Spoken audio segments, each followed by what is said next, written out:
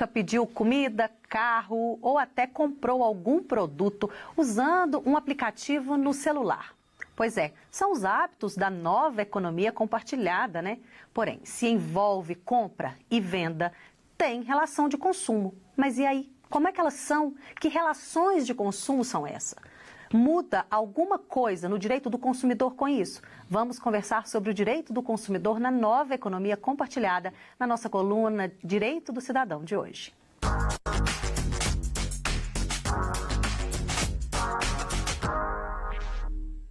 Aqui no estúdio eu recebo o advogado especialista em direito do consumidor, Rômulo Brasil.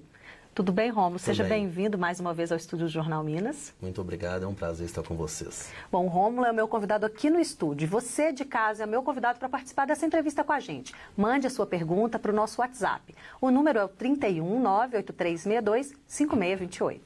Rômulo, economia compartilhada, né? Um assunto tão falado. Que economia que é essa? Que relação de consumo é essa? Comprei e pedi, por exemplo, um carro, né? Um táxi pelo aplicativo. Isso é economia compartilhada?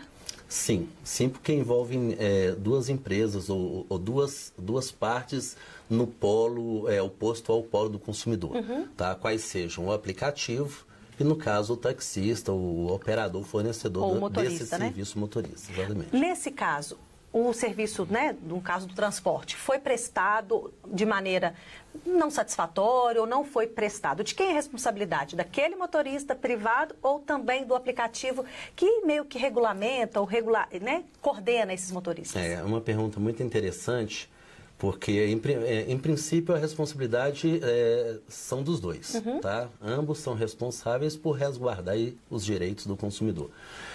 E via de regra, que eu considero também muito importante, a obrigatoriedade, de acordo com o Código de Defesa do Consumidor, do fornecimento de nota fiscal.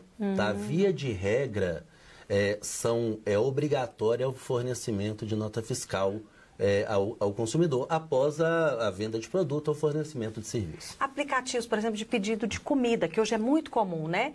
Quem nunca aí pediu comida, falou que demorava 30 ou 40 minutos e demorou 2 horas. Responsabilizo quem? O aplicativo ou a empresa que forneceria comida? Porque uma vez isso aconteceu inclusive comigo. Eu liguei, a empresa me falou que não tinha recebido a chamada na hora que eu fiz o pedido pelo aplicativo. Conforme eu antecipei agora há pouco, são ambos responsáveis para hipóteses de necessidade de ajuizamento de ação, de pleitear pelos seus direitos.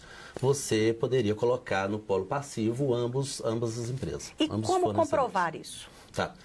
Via de regra, conforme eu disse, através da emissão de nota fiscal. Se não tem? Se não tem, ele vai fazer a comprovação através de qualquer outro documento.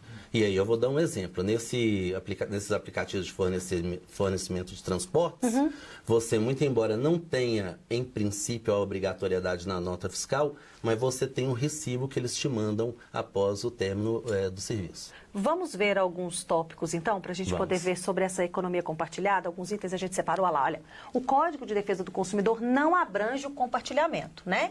Isso é verdade. E é recomendável se informar sobre o funcionamento dos sites e aplicativos de compartilhamento de produtos e serviços, as moedas utilizadas, se há normas para ressarcimento e quais são elas. Quer dizer, é aquele típico cuidado que a gente tem que ter em todas as nossas relações de consumo. Perfeito, em quaisquer relações de consumo. E quando eu deixo de ser consumidor e viro vendedor e vice-versa? Porque hoje pelo aplicativo se vende, se compra, esses aplicativos de mensagens, aí tem grupos de compra e venda.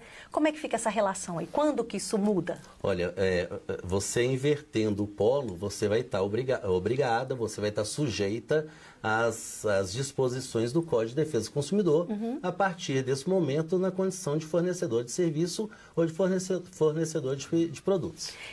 Qualquer problema, os PROCONs, os juizados especiais, ainda são as instâncias onde o consumidor deve procurar e recorrer seus direitos? Sim, perfeito. O consumidor pode procurar seus direitos através da Defensoria Pública para orientar a existência ou não desses direitos, ou através de um profissional, de um advogado da sua confiança.